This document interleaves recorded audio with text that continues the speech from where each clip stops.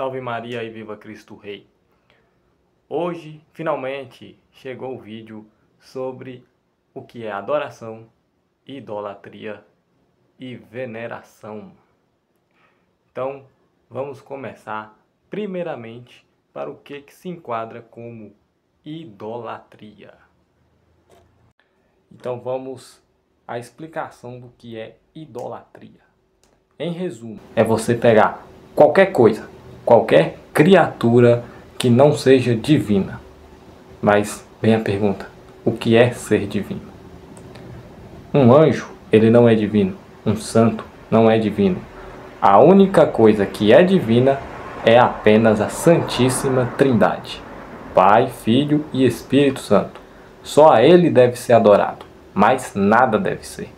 Nem o maior dos anjos, pois foi esse pensamento que Lúcifer teve. Em qual momento? Naquele momento em que ele tenta o nosso Senhor Jesus Cristo. Então vamos ver na Bíblia, na tradição, o que a igreja ensina sobre idolatria. Então vamos para Salmo 115, que vai explicar o que seria idolatria naquele contexto. E qual é o contexto que estamos falando? É o contexto de pegar imagens de ídolos. O que seria ídolos? Tentar fabricar um Deus. Vamos destrinchar isso ao decorrer do vídeo. Então vamos para a leitura. Tem boca, mas não fala. Tem olhos, mas não veem. Tem ouvidos, mas não ouvem. Tem nariz, mas não cheiram. Tem mãos, mas não tocam. Tem pés, mas não andam. Não há um murmúrio em sua garganta. Os que fazem ficam como eles, todos aqueles que neles confiam. Olha só, o que o protestante médio ou o cristão, vamos dizer assim, que não acredita nas imagens sacras, o que ele vai dizer? Tá vendo? É as imagens. A imagem católica. Não. Calma lá, meu filho. Aqui está falando sobre idolatria. A gente não considera um santo Deus. A gente não considera uma imagem de Maria uma deusa. Ela não faz parte da Trindade, como certos apologetas estão falando por aí. O que seria? Aqui está claramente dizendo que são os falsos deuses. As pessoas que põem sua fé, que põem sua vida diante desses deuses. Essas pessoas estão adorando uma criatura feita por mãos humanas.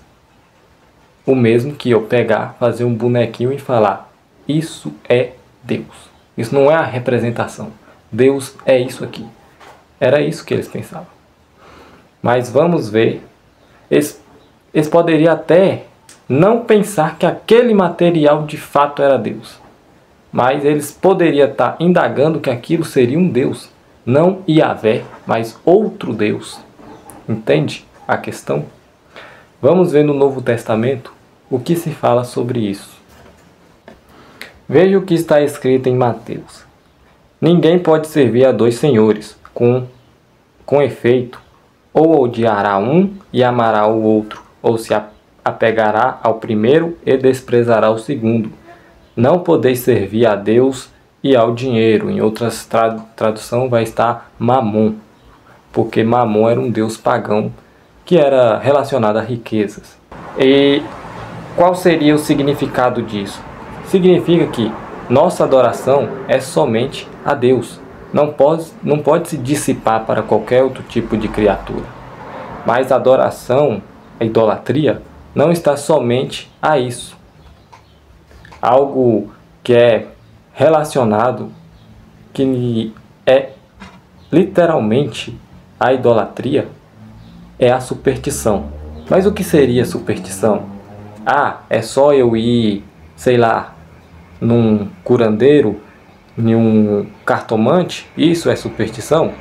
Também, mas não somente isso. O que seria superstições que muitas pessoas fazem, mas não percebem? Ah, eu falei uma palavra tola, bate na boca, bate na madeira. Isso é superstição, isso cai na idolatria. Não aponte o dedo para uma estrela que vai nascer verruga. Isso é superstição, isso cai na idolatria. E vários outros exemplos que eu poderia dar. Isso tudo é superstição, isso tudo é idolatria. Um exemplo muito prático, que muitas pessoas caem porque não conhecem, que é o olho grego. Sim, aquele objeto que até é bonitinho, ele é idolatria. Por quê? Ele tem um significado de pureza, de libertar as pessoas. Isso é somente a Deus, não a uma bolinha, a um objeto. A adivinhação também é uma idolatria. Muitos pegam essa adivinhação e transformam em profecias. Mas o que seria profecia e adivinhação? Bom, vamos ao texto. A profecia que muitos utilizam para mascarar a suposta heresia que eles estão falando cai na idolatria. Porque, ultimamente, muitos estão dizendo que estão profetizando o fim do mundo.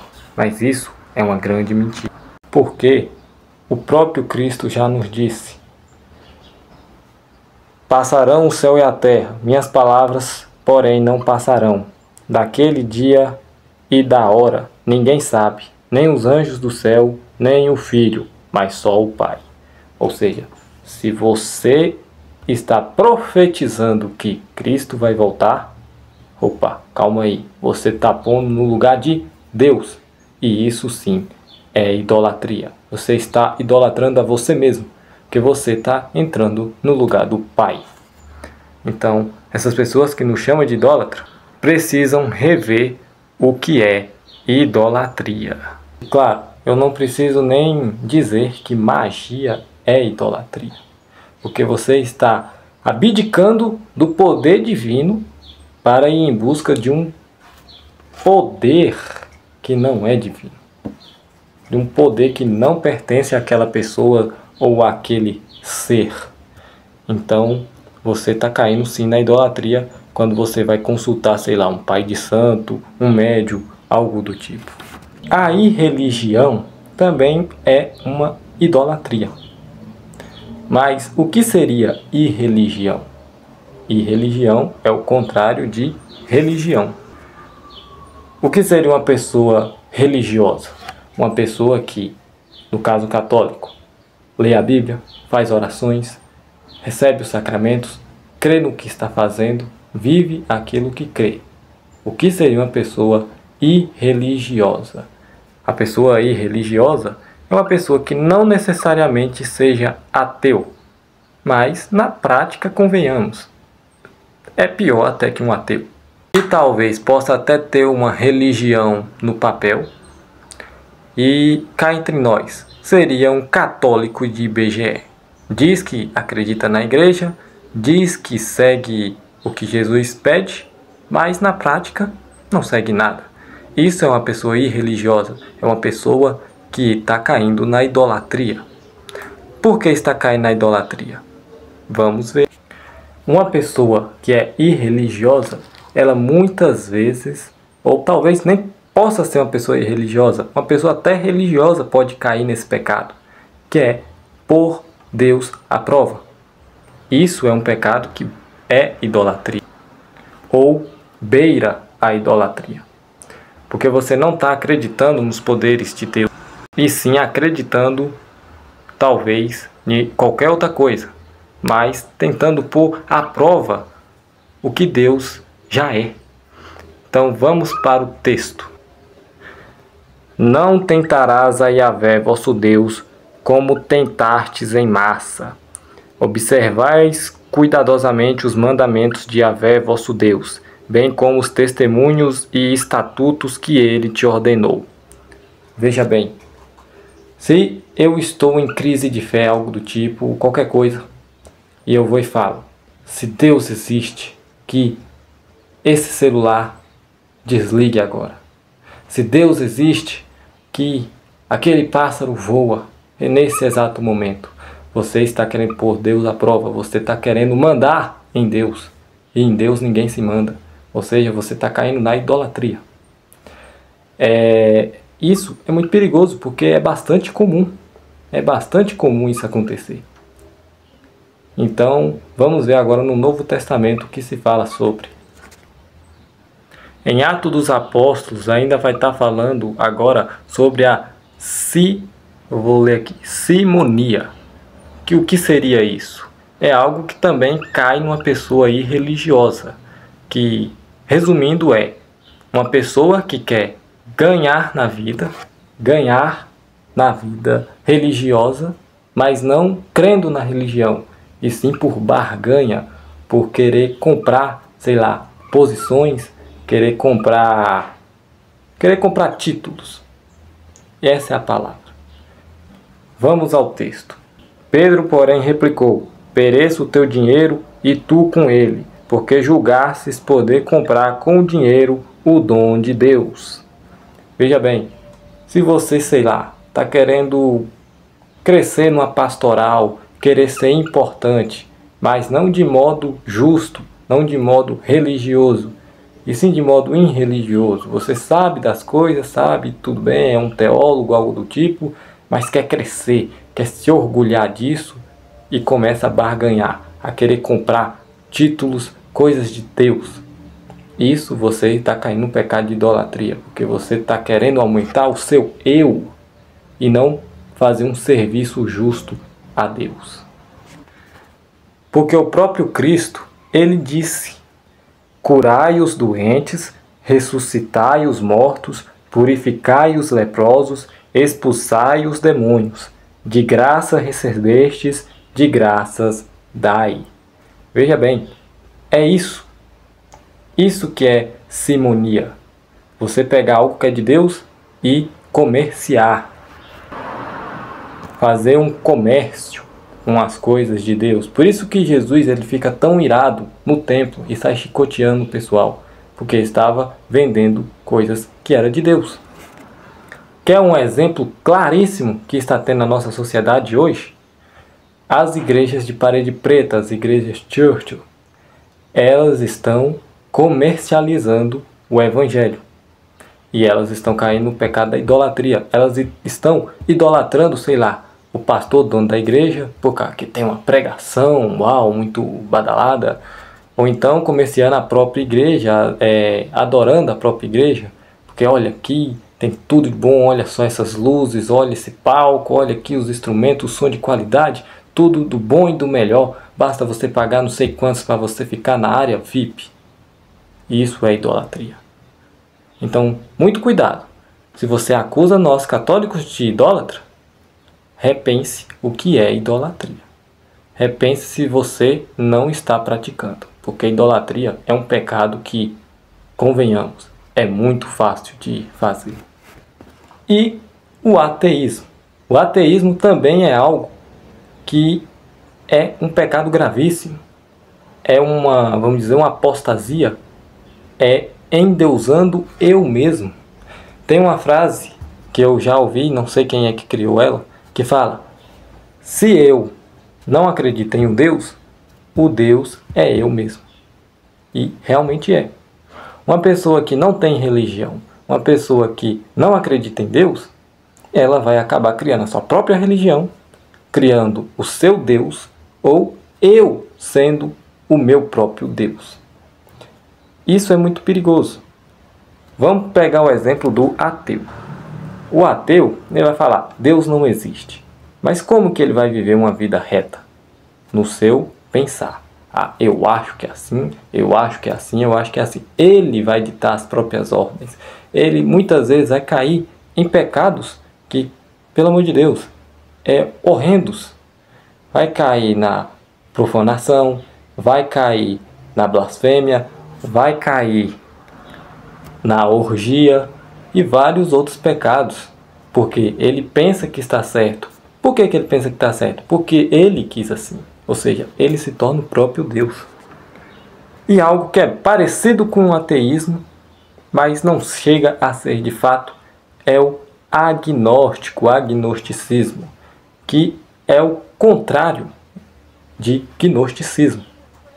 Pois os gnósticos eles acreditavam que as pessoas, algum grupo de pessoas que conseguisse a gnose iria encontrar o Deus verdadeiro.